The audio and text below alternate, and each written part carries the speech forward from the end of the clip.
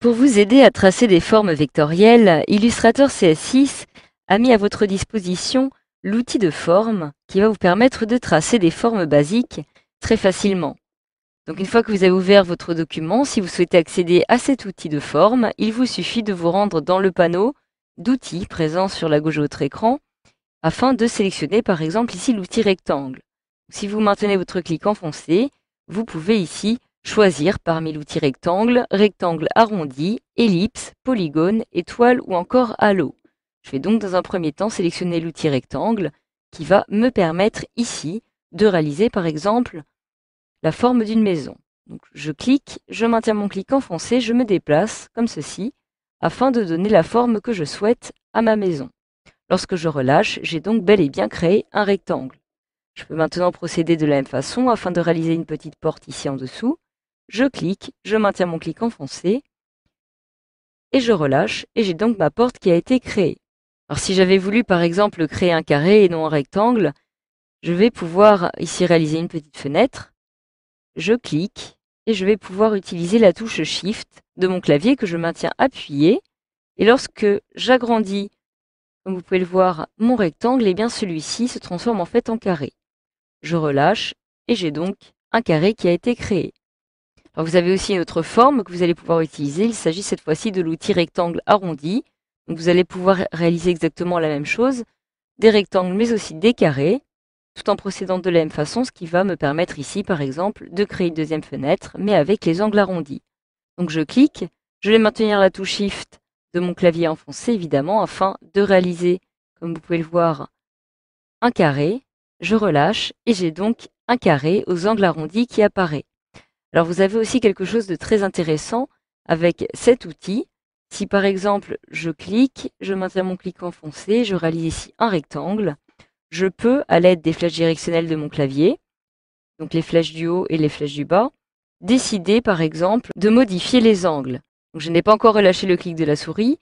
Si j'appuie plusieurs fois sur la flèche du haut, la flèche de mon clavier, je vais pouvoir tendre au fur et à mesure vers un cercle. Si à l'inverse, je me déplace, si à l'inverse, je clique sur la flèche du bas, je vais cette fois-ci tendre plutôt vers un carré aux angles pointus.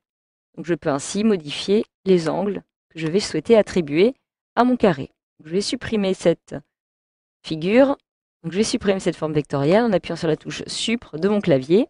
Et j'ai aussi maintenant la possibilité de sélectionner l'outil ellipse qui apparaît ici afin de réaliser des petites ellipses. Donc, par exemple, en cliquant, je maintiens mon clic enfoncé et je me déplace afin de créer ici du sol pour ma petite maison. Je viens donc de réaliser une ellipse. Si maintenant je souhaite réaliser un cercle, parfait, il me suffit de procéder tout comme je l'ai fait pour le rectangle. Je clique, je maintiens la touche Maj de mon clavier enfoncé et je vais pouvoir réaliser un cercle parfait. Donc voilà, si maintenant je souhaite réaliser un toit, je vais pouvoir sélectionner ici l'outil polygone. Donc par défaut, si je trace un polygone, je vais obtenir, comme vous pouvez le voir, un polygone à 6 côtés. Je peux le supprimer, donc, et je souhaite maintenant modifier ce polygone. Je clique alors une fois ici, par exemple, sur mon document. Je peux spécifier le nombre de côtés que je souhaite lui attribuer. Comme il s'agit d'un triangle, je sélectionne 3 à l'aide de mon clavier, je clique sur OK. Je vais désormais pouvoir tracer un triangle. Donc si je clique, je maintiens mon clic enfoncé, je peux ici déplacer le triangle afin de lui attribuer la forme de mon choix. Si j'appuie sur supprimer et que lors de mon prochain tracé, je maintiens la touche Maj enfoncée, je vais pouvoir réaliser un triangle droit qui ne va pas pivoter. Donc, je lui donne cette forme-ci, je relâche, je le sélectionne à l'aide de la flèche de sélection pour pouvoir le déplacer sur ma maison. Sélectionne d'ailleurs celui-ci pour le supprimer. Et je vais maintenant pouvoir utiliser la forme étoile. Donc évidemment, cette forme va me permettre de créer des petites étoiles un petit peu partout comme ceci, tout comme pour les autres formes. Admettons maintenant que je souhaite augmenter le nombre de branches de mon étoile de façon à créer un soleil. Donc pour cela, c'est très simple. Je peux procéder de cette façon. Je clique, je maintiens mon clic enfoncé afin de créer mon étoile. Et si j'appuie sur la flèche du haut de mon clavier, plus je vais appuyer et plus je vais créer différentes branches, ce qui va me permettre de créer un petit soleil. Si j'appuie sur la flèche du bas, eh bien, je vais diminuer le nombre de branches de mon étoile. Donc je relâche une fois que j'ai créé justement l'étoile de mon choix, qui correspond ici à un soleil. Je peux ici la replacer comme ceci. Donc voilà une dernière chose. Vous avez aussi une petite astuce que vous allez pouvoir utiliser lors de la réalisation de vos formes qui va vous permettre de les centrer par rapport à l'origine de votre tracé.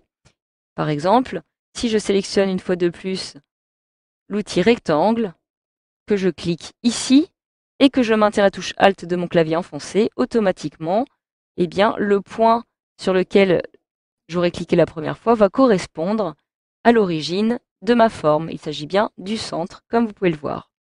Donc voilà, vous avez maintenant une dernière forme que vous allez pouvoir utiliser. Il s'agit de l'outil Halo. Donc grâce à cet outil, vous allez pouvoir créer des effets de lumière de type Halo en ajoutant différents cercles remplis de dégradés. Donc je vous conseille pour cela, par exemple, de créer des halos directement sur un fond sombre afin que celui-ci se voit mieux. C'est pour ça que j'ai ouvert un autre document. Donc à l'aide de cet outil, il me suffit tout simplement de cliquer afin de définir le point central de mon halo de lumière, puis d'écarter par la suite mon curseur du point central. Donc je peux aussi décider de modifier l'inclinaison en faisant tourner ou non les rayons. Lorsque je relâche, j'ai la première partie de mon halo de lumière qui a été créé, puisque celui-ci se compose en fait de deux formes distinctes.